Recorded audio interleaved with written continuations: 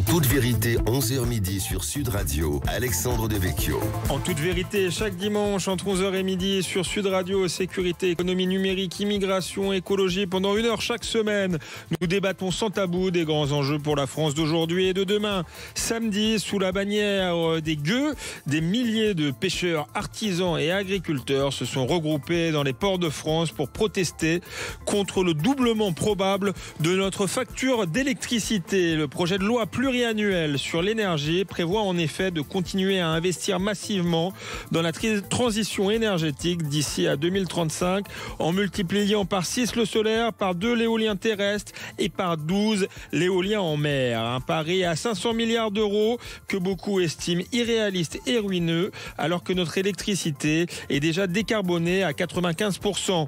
Nous en discuterons ce matin avec François Goulard, vice-président de l'association Patrimoine Nucléaire et Climat, et Alexandre Jardin, écrivain et chef de file des gueux. Faut-il continuer à investir dans les éoliennes et les panneaux photovoltaïques? Combien cela va-t-il nous coûter? Pour quels résultats? Cela se fera-t-il au détriment de l'industrie nucléaire? Quel impact sur la croissance et le pouvoir d'achat des Français? Cela va-t-il encore accroître la fracture entre les classes populaires et les élites? Tout de suite, les réponses de François Goulard et Alexandre Jardin en toute vérité. En toute vérité sur Sud Radio, Alexandre Devecchio. François Goulard, Alexandre Jardin, bonjour. Bonjour. Bonjour. Ravi de vous recevoir ce dimanche pour discuter de la politique énergétique de la France, des conséquences que ça va avoir sur le pouvoir d'achat des Français, des conséquences industrielles. Alexandre Jardin, hier, vous étiez à la tête d'une grande manif regroupant des pêcheurs, des artisans, des agriculteurs dans les ports français. On va discuter de cette révolte populaire qui est peut-être en train de naître. Mais d'abord, j'aimerais qu'on explique exactement qu'est-ce que contient cette PPE, cette loi de programmation pluriannuelle de l'électricité. Qu'est-ce qui va changer? Pourquoi on continue à investir effectivement dans la transition énergétique? Est-ce que c'est utile? Pourquoi certains protestent? Est-ce que finalement c'est pas l'avenir en matière d'écologie, François Goulard? C'est une politique qui est conduite depuis longtemps, puisque ça remonte à Lionel Jospin d'une certaine manière, avec l'arrêt de Superphénix. Et c'est une politique qui est totalement absurde, qui est conduite d'ailleurs à l'échelle européenne. La Commission est en faveur du renouvelable dans des proportions qui sont absolument invraisemblables. Et aujourd'hui, sur un plan technique, sur un plan économique, c'est totalement injustifiable. Alors, nous avons assez d'électricité en France, on en exporte, nos centrales nucléaires tournent parfaitement bien, on a l'hydraulique, il faudrait peut-être un peu de turbine à gaz pour passer quelques pointes, et puis c'est tout. Et donc l'éolien et le photovoltaïque, ça coûte extrêmement cher. Les prix d'ailleurs ne sont pas affichés. On affiche le prix au bas du pylône. Expliquez-nous ça, parce que les gens ont parfois l'impression qu'un panneau solaire ou une éolienne, ça coûte quand même moins cher qu'une centrale nucléaire. Ça coûte en réalité beaucoup plus cher. Beaucoup. Et alors, je prends le photovoltaïque. C'est génial comme truc, le photovoltaïque. D'ailleurs, ça peut être utile dans certains cas. Mais pour produire de l'électricité, pour un réseau, pour tout le monde, en hiver, à 6 heures du soir, il fait nuit. Vous avez besoin de chauffage. Bon, on fait quoi? Parce que le photovoltaïque ne produit rien. Le photovoltaïque, c'est un truc qui produit quand on n'a pas tellement besoin d'électricité, en été et à midi, et qui ne produit rien en hiver, quand le soleil est bas, souvent caché. Pour le vent, c'est à peu près la même chose, avec cette différence que ça n'est pas du tout prévisible. Il y a des moments où ça produit beaucoup trop, des moments où ça produit pas assez. Or, il faut rappeler à tout le monde qu'un réseau électrique, ça fonctionne quand la production est strictement égale, je dis bien strictement égale à la consommation. Si les deux ne sont pas en rapport, s'il y a un décalage entre les deux, le réseau saute. Le réseau tombe en rade. Il y a un risque de blackout concrètement si on continue comme ça. C'est exactement ce qui s'est passé en Espagne et au Portugal. Et cet incident qui a bloqué pendant une douzaine d'heures totalement l'économie, la vie dans ces deux pays, peut se produire demain matin, dans un mois, dans un an, dans 2 ans, à l'échelle européenne. Donc c'est une politique non seulement absurde, mais qui est extrêmement dangereuse, qui est extrêmement coûteuse, qui n'a strictement aucun sens. Alexandre Jardin, je suppose que vous partagez ce diagnostic parce que vous, après avoir mené le combat, on le rappelle, contre les ZFE, ces zones dans Paris où on voulait interdire les vieilles voitures, combat que vous avez d'ailleurs gagné, vous menez ce combat contre le doublement, parce que vous expliquez que la facture d'électricité va doubler. On en est sûr? C'est d'ici combien de temps? D'ici 2035? D'ici demain? Non, c'est beaucoup plus rapide puisque ce sont des investissements. Donc, c'est pas au bout de 10 ans que vous sortez l'argent. C'est une catastrophe sociale. Parce que tout le monde sait très bien que le niveau actuel des factures est quasiment insoutenable pour une grande partie de la population. On connaît tous des gens qui baissent drastiquement leur chauffage en hiver. Moi, j'ai beaucoup d'amis dans mon village qui, quand les enfants ne sont pas là, éteignent. On a 22% du peuple qui est dans le rouge à partir du 15 du mois. On a quasiment 50% qui arrivent dans le rouge à la fin du mois. Et on est en train de dire à notre peuple, qui vit avec ce niveau-là de revenus, ça va encore doubler. C'est-à-dire qu'on est dans une crise de déconnexion. Les gens qui ont pu concevoir, c'est à la fois absurde pour toutes les raisons que l'on vient d'entendre, c'est complètement absurde, c'est écologiquement complètement absurde, puisqu'on est déjà décarboné, mais c'est socialement dingo, c'est un pur délire idéologique de gens qui vivent dans le mépris du peuple au point de ne pas le voir. Et c'est pour ça que les gueux sont entrés dans ce combat, puisque nous, on a décidé d'essayer de reconnecter le bas du pays avec le haut. C'est ça, les gueux. C'est un peuple qui se sent méprisé et qui l'est, puisque les gens qui prennent ce genre de décision peuvent tranquillement parader en se fichant complètement des factures des boulangers. Or, on sait que, je prends juste cette profession-là, actuellement, elle est ric-rac. Dans mon département de l'Aude, il y a eu plein de fermetures de boulangeries. Faire du pain, ça nécessite de consommer beaucoup d'électricité. Mais beaucoup, les fours sont électriques, sont de manière écrasante. Sont très majoritairement électriques. Donc, toutes ces petites affaires qui sont ric-rac, elles vont crever. Et puis notre peuple ne peut pas. Je viens de dire la réalité financière du peuple. Donc, une facture qui passe de 100 à 200, de 200 à 400, c'est de la folie. Et c'est de la folie aussi parce que l'économie, qu'est-ce que c'est? Ce n'est que de l'énergie transformée. J'ai un micro devant moi, il incorpore de l'énergie. Vous nous écoutez, ça a un coût d'énergie. Une voiture, un objet, la veste que je porte, c'est de l'énergie transformée. Donc, quand on fait un choix énergétique qui est une erreur, on le paye dans tout. Ça veut dire que notre pays, en réalité, explose. Ce sont des dingues. Ce sont des dingues. C'est-à-dire, on est dans un moment où on est dans une telle déconnexion que la réalité économique, la réalité sociale passe à la trappe. Tout le monde s'en fout là-haut. Et puisqu'on nous donne des cours de morale, sans oublier qu'il faut vivre ici-bas. Voilà. Donc hier, les manifestations. Là, on est en train de passer à la phase populaire. Parce que maintenant, le peuple doit se prendre en main. Et on a mobilisé beaucoup de monde avec les pêcheurs artisans, avec la coordination rurale. Eux, dans leurs exploitations, ne peuvent pas avoir un doublement des factures. Ils ne peuvent pas. Ce sont déjà des secteurs qui sont en train de crever. Et puis, les pêcheurs vont disparaître pour une raison simple, c'est que le fioul pour aller pêcher, aujourd'hui, c'est en moyenne, pour un artisan pêcheur, c'est 40% de ses frais. Si on l'oblige à aller pêcher ailleurs en mettant des éoliennes, et que ça passe à 50, 55, c'est fini. Le type, la fille ne peut plus dégager la moindre marge Donc c'est terminé, vous n'aurez plus de poissons livrés dans vos ports. Parce que mécaniquement, ça les oblige à aller pêcher loin. Donc on est dans un suicide. Donc on appelle le peuple à aller signer la pétition des gueux sur lesgueux.fr, à se mobiliser. Les prochains rassemblements doivent être de plus en plus larges et on est en train d'embarquer l'Europe. On va en parler, oui, parce qu'il y a des gueux européens, des gueux espagnols et italiens maintenant. François Goulard, je vous voyais sourire, vous avez occupé des fonctions politiques. Est-ce que vous partagez ce constat de déconnexion de la classe politique? C'est paradoxal. Alors, on nous parle de la dette matin, midi et soir. Je suppose que ça va creuser l'endettement. Je vois que c'est 500 milliards d'investissements, et si je vous écoute bien, c'est investir dans du vent, si vous me permettez l'expression, le jeu de mots.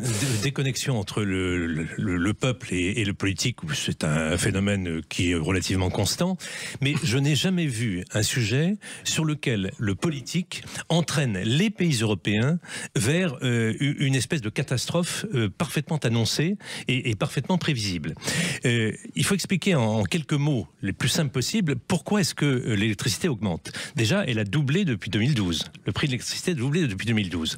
Et ça va continuer tout simplement parce que les renouvelables sont payés en réalité par tous les consommateurs d'électricité.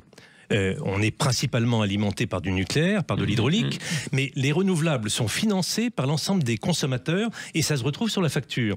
Et aujourd'hui, c'est 40 €, ce sera 50, ce sera 60 € par mégawattheure. Donc il est écrit dans les faits que ça va augmenter sans arrêt. Pourquoi ? Parce que les renouvelables, c'est très cher à raccorder. Il faut des quantités de lignes, chacun le comprend.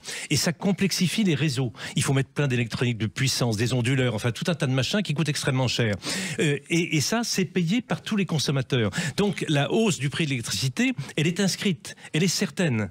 Et alors, ça aurait un intérêt écologique. On pourrait se dire, pour l'avenir de la planète, on fait ce sacrifice. Alors c'est un peu embêtant pour les plus modestes, mais au moins c'est un intérêt. Et en l'occurrence, ça n'en a aucun. Les Allemands, qui sont des grands champions des renouvelables, émettent pour produire de l'électricité 8 fois plus que nous de CO2, 8 fois plus que nous. Et ils se condamnent avec le renouvelable à avoir jusqu'à la fin des temps des centrales thermiques à charbon, à gaz, etc. Tout simplement parce que les renouvelables, ça fonctionne pas tout le temps. En décembre 2024, il n'y a pas très longtemps, pendant 2 journées complètes, la production allemande sur une centaine de gigawatts, 100 gigawatts, c'est plus que le parc électronucléaire français. Eh bien, pendant 2 jours, ça a produit moins de 4 gigawatts. C'est-à-dire que c'était totalement à l'arrêt. Totalement à l'arrêt. Alors, qu'est-ce qu'ils font dans ces cas-là ? Ils font marcher à plein leurs vieilles centrales thermiques qui polluent de manière épouvantable. Et puis, ils importent du courant français. Et donc, nos électrons à nous, produits par les centrales nucléaires, servent à pallier l'insuffisance chronique des renouvelables dans les pays qui nous entourent. Donc, c'est quelque chose de complètement fou. C'est une politique à laquelle le gouvernement français a commencé à renoncer un peu, notamment depuis 2022 et la relance du nucléaire, mais pas totalement et pas suffisamment. Et l'Europe, quant à elle, continue dans ses aberrations. Merci François Goulard, merci Alexandre Jardin. On continue de parler de la politique énergétique française, de ses conséquences, aussi plus largement de la fracture entre les élites et le peuple, après une courte pause sur Sud Radio. À tout de suite, en toute vérité. En toute vérité, 11h midi sur Sud Radio, Alexandre Devecchio. Nous sommes de retour en toute vérité sur Sud Radio avec Alexandre Jardin, avec François Goulard. On parle de la question de la politique énergétique de la France avec ce projet de loi pluriannuel sur l'énergie qui prévoit de continuer à investir massivement dans l'éolienne et le photovoltaïque. François Goulard, avant la pause, vous nous expliquiez que c'était coûteux, que ça pouvait nous conduire vers une forme de blackout, mais surtout que, en plus, écologiquement, c'était absurde. Alors vous expliquez que notamment on était obligé en Allemagne de faire tourner les centrales à charbon pour finalement permettre au système de fonctionner. Hormis cela, est-ce que c'est polluant aussi? On l'entend beaucoup sur les éoliennes en mer, ça complique le travail des pêcheurs, il y a une pollution des sols. Donc est-ce que c'est non seulement c'est pas écologique, mais en plus c'est polluant. Ce qui est certain, c'est que il n'y a pratiquement aucune étude environnementale à propos de l'éolien en mer. Pour faire la moindre route, on fait des années d'études, des contentieux, on trouve une petite bête, etc., qu'on va déranger, on annule les projets, enfin l'actualité en fournit de nombreux exemples. Là, vous avez quelque chose qui est une espèce d'énorme usine qu'on va accrocher au sol de la mer, qui aura des conséquences pour la faune marine, qui aura des conséquences sur les sédiments marins, sur les courants, qui aura des conséquences qu'on ne connaît pas, qui n'ont jamais été étudiées sérieusement, et tout ça est fait sans aucune transparence, sans aucune étude d'aucune sorte. Donc, on continue l'aberration dans ce domaine-là, de la même manière que sur les coûts, c'est l'absence de transparence qui prévaut. Sur les panneaux, alors là on a fait les éoliennes et notamment les éoliennes en mer, sur les panneaux photovoltaïques, où est-ce que c'est fabriqué ? Tout ça est fait en Chine. Tout ça est fait en Chine et les prix qui sont proposés par les exploitants futurs de ces éoliennes en mer leur imposent d'acheter des turbines et des pales en Chine. Parce que ce qui est fait en Europe n'est pas compétitif. Et donc, pour sortir des prix apparemment compétitif, ce qui n'est d'ailleurs pas le cas, il faut acheter du matériel chinois. Donc tout ça est naturellement importé. Alors même que dans le nucléaire, on avait une maîtrise totale de ce qu'on appelle le cycle du combustible. Ça a été mis à mal par un certain nombre de décisions politiques regrettables, notamment à l'époque Jospin et à l'époque Hollande, mais c'est quand même un des fleurons de l'industrie, de la technologie française, qu'on a sérieusement menacé par ces années de renoncement, qu'on est en train de remettre à flot, mais avec de vraies difficultés, tout simplement parce qu'il y a eu des générations perdues. Les jeunes ingénieurs dont on a besoin dans des technologies comme celle-là ne se sont pas dirigés vers le nucléaire, puisqu'on leur présentait le nucléaire comme quelque chose qui n'avait pas d'avenir. Quand vous avez 25 ans, que vous avez un diplôme d'une grande école d'ingénieur, est-ce que vous allez vous engager dans un secteur dont on vous dit qu'il n'a aucun avenir? Bien sûr non. Et donc on a véritablement une génération manquante. Donc il y a un gros travail à faire, et relancer le nucléaire, ça veut dire assurer à EDF, assurer à l'industrie nucléaire des commandes suffisantes pour investir massivement dans une relance du nucléaire. On va laisser la parole après à Alexandre Jardin, mais arrêtez-moi si je me trompe. Je croyais que le président de la République avait pris le tournant du nucléaire. C'est ça que je ne comprends pas avec ce projet de loi. Je pensais qu'on en avait fini avec les énergies renouvelables et que là, on investissait massivement sur le nucléaire. C'est pas le cas ? Alors c'est partiellement le cas, mais c'est pas suffisamment le cas. Et puis vous avez une sorte de difficulté et du politique et de l'administration à reconnaître qu'ils se sont trompés. L'administration, c'est flagrant.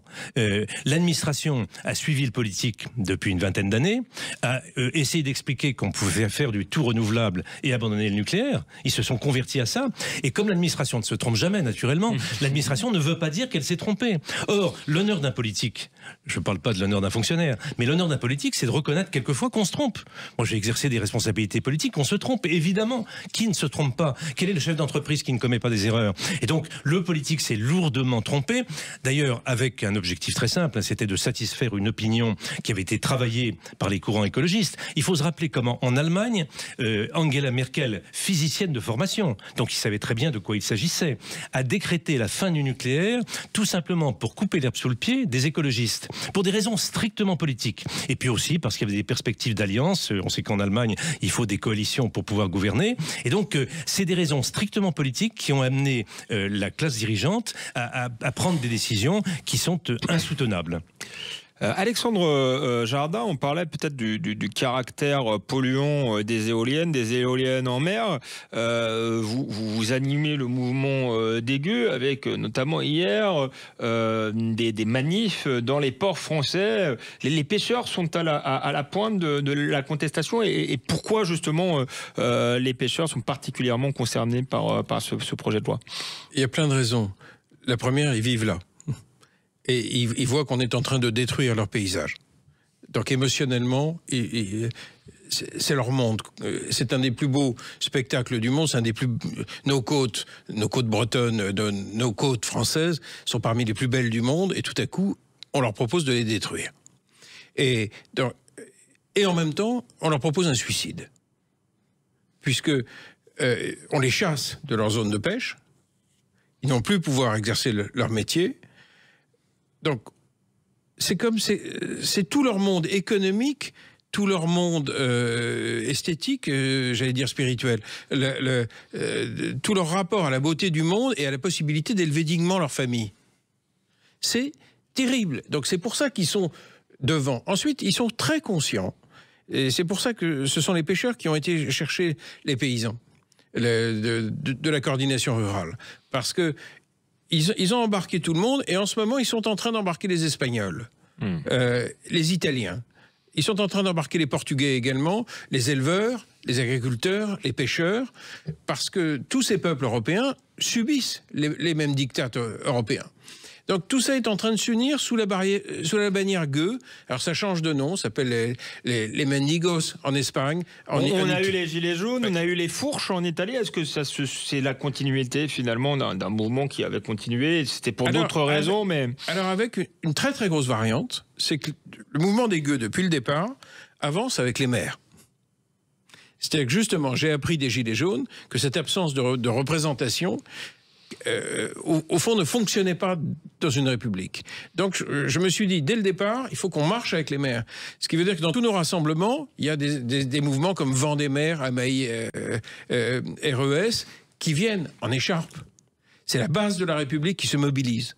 Et c'est ça, l'aventure des gueux. C'est qu'on est en train de soulever un peuple avec ses élus locaux, au moment où en haut, ça déconne. Et qu'est-ce qui fonctionne encore dans notre République? Qu'est-ce qui est encore crédible? C'est la démocratie de proximité. Est-ce que je vous entends, je me demande quand même si c'est pas un point sur lequel vous êtes un peu irréaliste, dans le sens où les élus locaux, les maires, je crois, touchent beaucoup de subventions pour construire des éoliennes. Arrêtez-moi si je me trompe, mais... Il y en a beaucoup qui ont été achetés. C'est la stricte vérité. Mais pas tous. Et il y a encore des élus locaux qui ont une dignité. Donc ceux-là, ils se battent. Et ceux-là se sont réunis au sein d'associations. Vent de colère, etc., Vent des maires.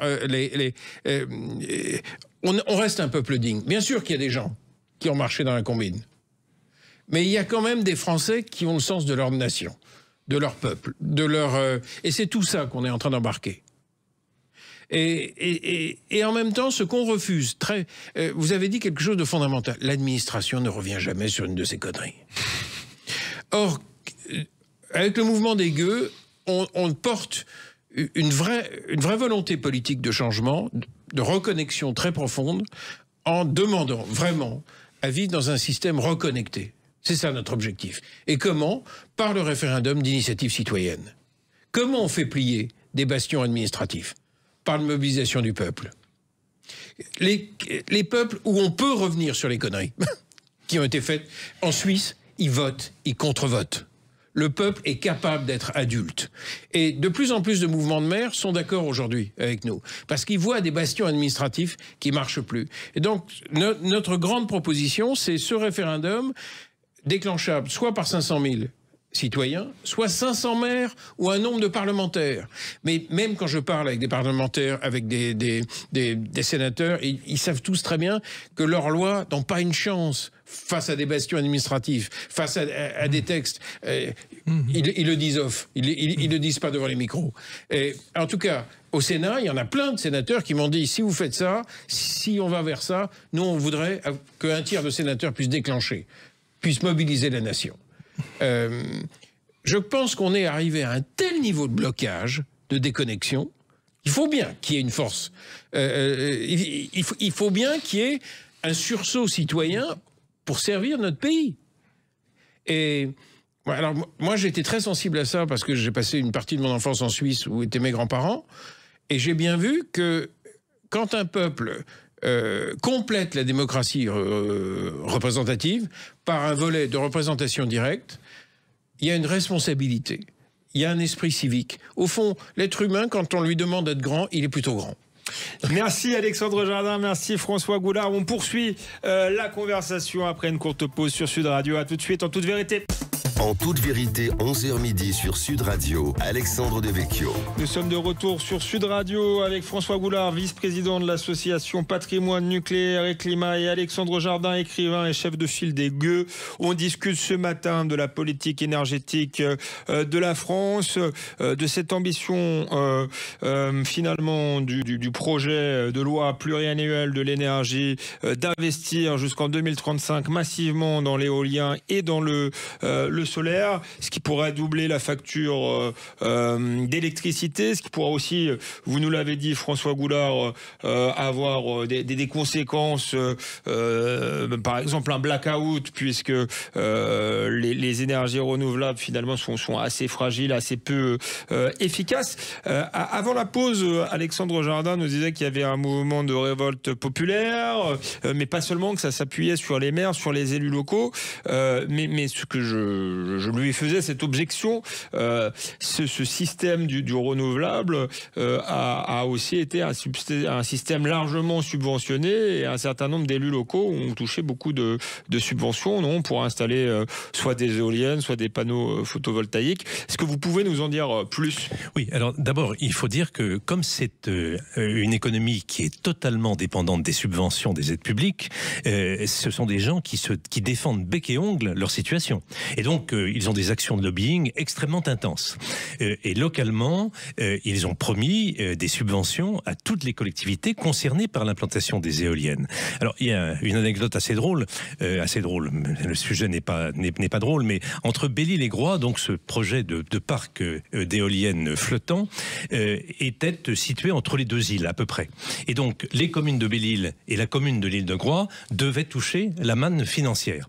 Et puis, le projet a légèrement évolué, s'est déplacé au large de Belle-Île, et donc l'île de Groix n'était plus à distance pour percevoir les subventions. Et le maire de Groix s'est dit, mais c'est scandaleux, il faut remettre le parc là où il était pour qu'on ait l'argent. Donc ça montre bien que ça joue un rôle assez déterminant vis-à-vis de l'attitude des élus locaux sur l'éolien. Mais c'est vrai aussi qu'il y a des maires qui sont beaucoup plus conscients que d'autres, et qui, notamment sur cette espèce d'atteinte à la beauté des paysages, enfin quand on vit en Bretagne, quand on navigue en Bretagne, on se dit que ça n'est pas possible, tout simplement, de gâcher des paysages comme cela. C'est une espèce de crime, non pas contre l'humanité, mais un crime contre la beauté. Enfin, il y aurait quelqu'un d'assez fou pour proposer de mettre des éoliennes dans le parc de Versailles, je pense qu'on l'enfermerait immédiatement. Ben là, c'est l'exact équivalent.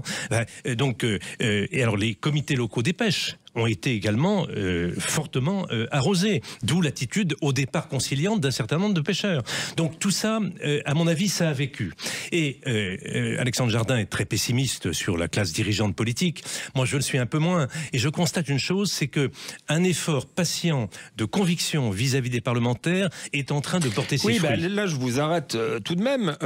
Comment vous expliquez ? Il y a eu une proposition de moratoire venant, je crois, des LR en plus. Vous m'arrêtez si je me trompe, de moratoire sur l'éolien et le photovoltaïque, et au final les LR se sont abstenus, et ce qui aurait pu tout stopper n'a pas été adopté par le Parlement. Alors vous savez comme moi que le Parlement à l'heure actuelle, c'est, comment dire, en étant gentil, un tout petit peu désordre. Ah, ça, voilà.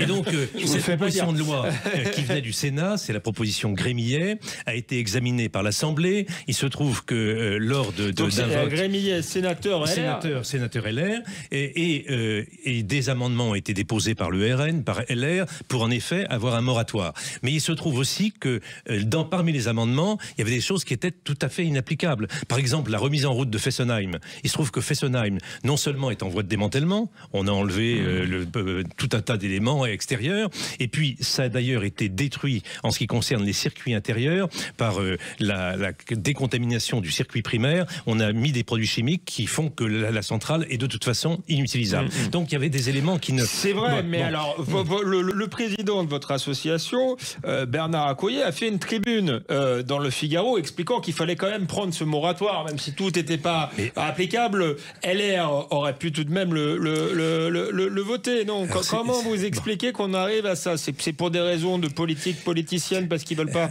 mêler leur voix au RN? C'est autre chose? C'est justement la pression des lobbies? Alors, la pression des lobbies sur les parlementaires, ça existe, mais je ne crois pas que ce soit le facteur premier. Non. D'abord, il y a une chose qu'il faut bien comprendre, c'est que ce sont des réalités à la fois physiques, techniques et économiques qui sont extraordinairement complexes. Et donc, beaucoup de parlementaires ne connaissent pas ces sujets, ou les connaissent très mal. Alors, nous avons réussi, nous, Patrimoine nucléaire et climat, à évangéliser, si je puis dire, un certain nombre d'entre eux. Et notamment au Sénat, maintenant, il y a une majorité de sénateurs qui ont compris quels étaient les véritables enjeux d'une politique énergétique sérieuse dans notre pays. Le travail a commencé à l'Assemblée. Alors, c'est plus difficile. Vous voyez à peu près la configuration de l'Assemblée. C'est une sorte de nef des fous, et c'est toujours difficile de convaincre des fous. Donc, le travail n'est pas fait. Moi, j'ai espoir que les dirigeants politiques, petit à petit, se détachent de ces folies et reviennent à la raison, ne serait-ce que pour des raisons budgétaires que vous avez évoquées tout à l'heure. Parce que quand on propose des prix garantis aux renouvelables, ça veut dire que si le cours de l'électricité chute, eh bien, c'est l'État qui compense, c'est l'État qui paye. Et quand on demande aux renouvelables de s'arrêter de produire parce qu'il y a trop d'électricité, il faut que l'État compense. Et donc, c'est absolument ruineux.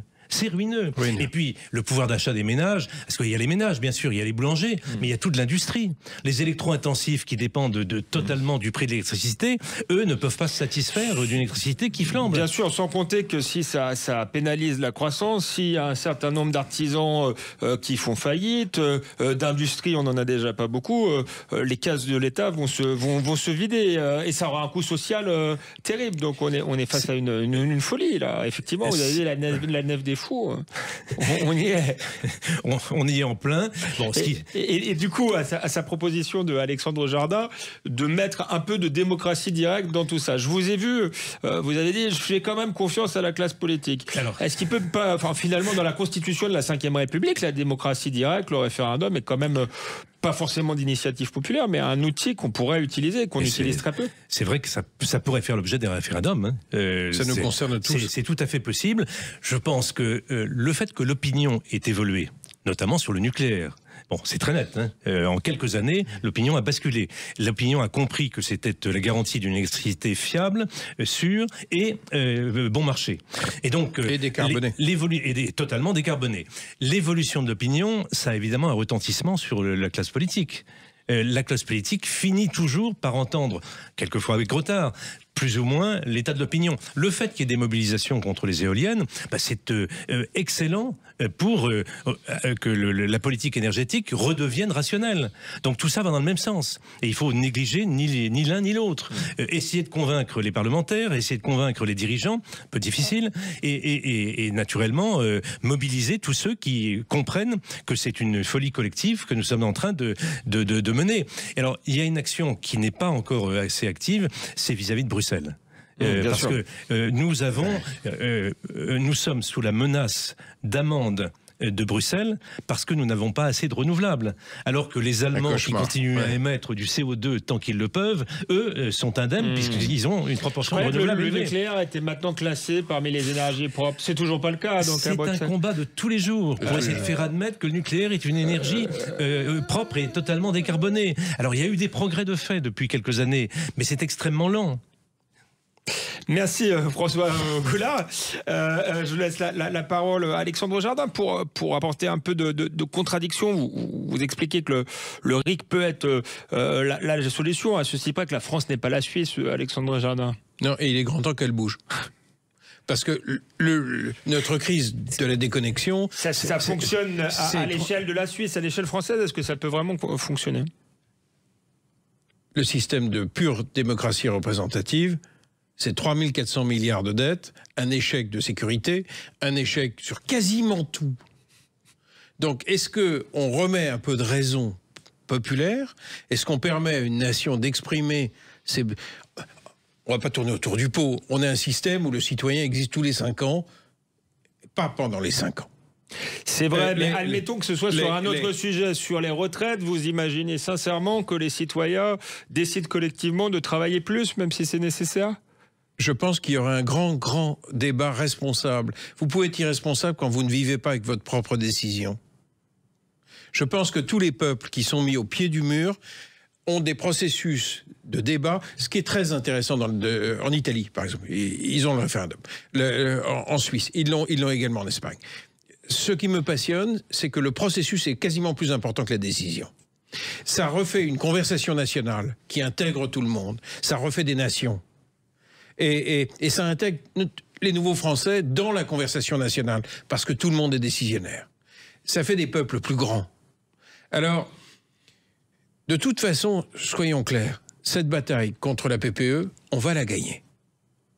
Il n'est même pas question qu'on flingue notre pays. Donc, et on va la gagner au niveau européen parce que les gueux, les mendidos, on est en train de se mobiliser. Il est impensable de flinguer notre pays. Mais quand je dis impensable, on ne va pas dynamiter toutes nos boulangeries, dynamiter complètement notre compétitivité, foutre en l'air intégralement nos côtes. Donc, on va le gagner par la bataille de l'opinion. Comment on a gagné les ZFE? C'est qu'à un moment donné, on a gagné 8 Français sur 10 avec le mouvement des gueux. Et au moment de voter, tous ceux qui étaient contre sont partis faire pipi. Ils sont partis à la buvette. Et c'est comme ça qu'on a gagné. Ce sera le mot de la fin de cette avant-dernière partie, parce qu'il reste une dernière partie. Donc restez avec nous sur Sud Radio. On continue cette conversation en toute vérité avec Alexandre Jardin et François Goulard. En toute vérité, 11h midi sur Sud Radio, Alexandre Devecchio. Nous sommes de retour. On continuait à parler pendant la pause avec bonne humeur, même si la situation qu'on décrit sur la politique énergétique de la France est plutôt tragique. Donc nous sommes ce matin avec Alexandre Jardin, le chef de file des gueux, l'écrivain aussi, il faut le rappeler. Vous avez gagné votre combat sur les ZFE. Vous menez maintenant le combat sur la facture d'électricité avec François Goulard, vice-président de l'association Patrimoine Nucléaire et Climat. On discute effectivement de la politique énergétique. Vous nous disiez que c'était aussi une politique qui était beaucoup dictée par Bruxelles. Il y a des enjeux de pouvoir d'achat, des enjeux sociaux autour de cette politique, des enjeux écologiques, mais aussi il y a un enjeu de souveraineté. Est-ce que la France ne se laisse pas déposséder depuis des années de sa souveraineté, alors que le général de Gaulle avait mis sur place une industrie nucléaire qui nous garantissait justement une souveraineté énergétique? La question de l'énergie en Europe, c'est extrêmement simple à comprendre. Les Allemands ont fait fausse route. Et ils le savent. On est obligé de suivre les Allemands. Mais comme ils font fausse route, il ne faudrait pas que la France, elle, profite de l'avantage qu'elle a incontestablement avec son électricité nucléaire. Et donc, les Allemands, les gouvernements allemands successifs, ont obtenu, et ça n'a pas été très difficile, de la présidente de la Commission, Ursula von der Leyen, d'avoir une politique européenne qui soit le strict équivalent de la politique allemande. Et donc, la politique européenne en matière d'énergie, c'est la politique mais on a un allemande. Président de la République, non? Alors, on a complètement lâché les choses à l'époque de François Hollande. Et on a accepté tout ce que l'Europe posait comme condition en matière énergétique à cette époque-là. Et comme vous le savez, c'est extrêmement difficile de revenir sur des accords qu'on a signés. Et puis, dans les débuts du quinquennat d'Emmanuel Macron, il n'y avait pas cette conviction que le nucléaire avait une valeur. Et donc, on ne s'est pas battu. Et Bruxelles étant quelque chose d'extrêmement lent, et puis la Commission ayant pris un pouvoir absolument phénoménal. Il faut avoir conscience que dans le début de l'Europe à 6, les premiers agrandissements, les premiers élargissements, les États pesaient beaucoup plus. Aujourd'hui, à 27, on est libre de faire ce qu'on veut quand on a 27 patrons. Et donc la Commission n'a pas de patron. La Commission a un pouvoir absolument considérable et s'ingère dans des domaines qui ne devraient pas être les siens. Et en matière énergétique, c'est tout à fait anormal d'imposer aux États une politique énergétique, alors même que bien des aspects de la politique énergétique devraient relever du principe de subsidiarité.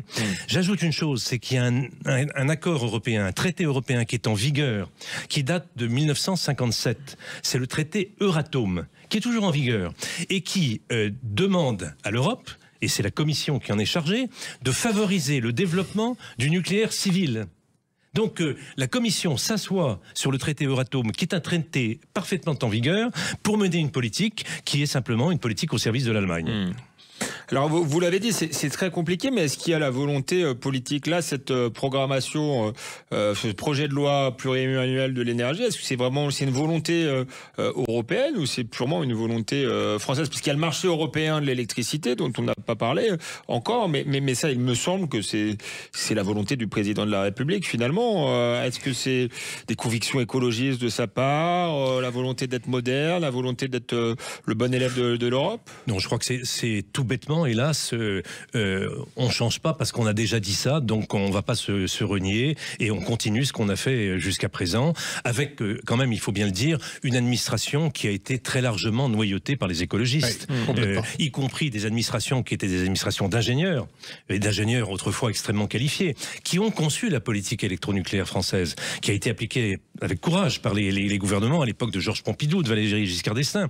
Et aujourd'hui, cette administration-là, elle est totalement, j'allais dire anti-nucléaire, oui, assez largement, et pro-écologiste. Et ça, c'est très difficile. Vous savez, quand on est ministre, il faut un certain courage pour se heurter à son administration, parce qu'on vit avec eux tous les jours. Et donc, il y a beaucoup de ministres qui ne sont pas capables de faire ça.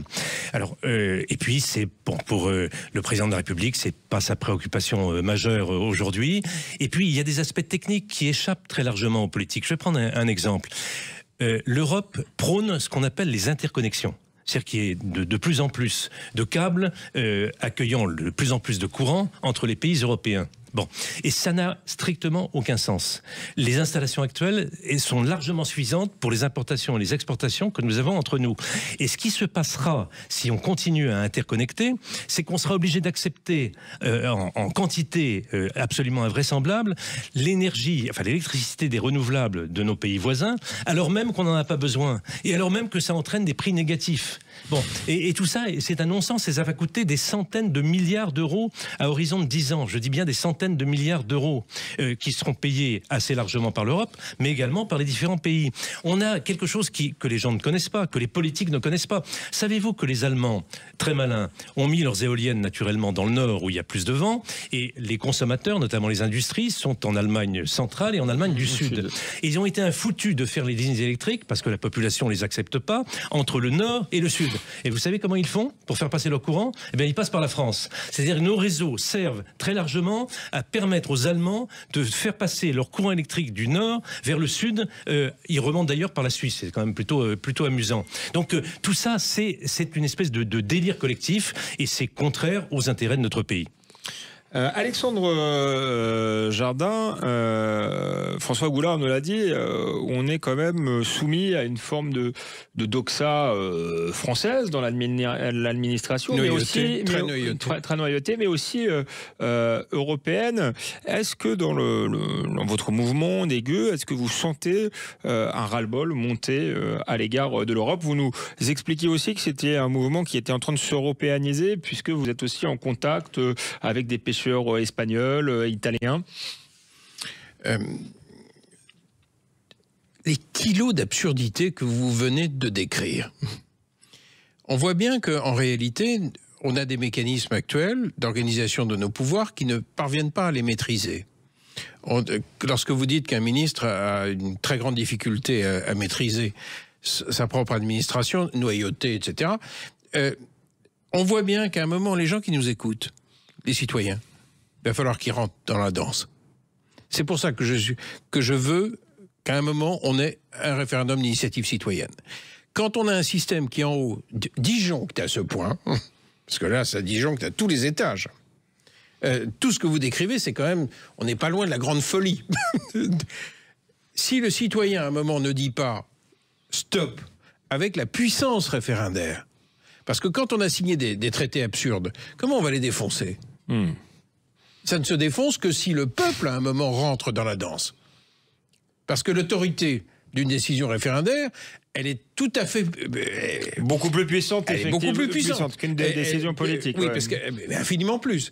Donc, on voit pas bien... Pas toujours, on l'a vu en 2005, mais bon... Oui, mais ce qui est en train de mûrir dans le mouvement des gueux, c'est l'idée que c'est un tel sac de nœuds, un tel tissu de conneries qui ont été signés, accumulés, de traités imbéciles, d'acceptation de soumission à l'Allemagne, que si on veut reprendre un cours normal, il va falloir que le citoyen entre dans la danse. Et je pense que c'est le cauchemar de ces gens que le citoyen français puisse s'exprimer directement. Et c'est ça qu'on est en train d'organiser. On voit bien, François Goulard, il nous reste une minute. Et c'est pour ça qu'on monte en puissance. Oui, tout à fait, qu'il faut quasiment tout remettre à plat d'une certaine manière. C'est la folie ce qu'il vient de décrire.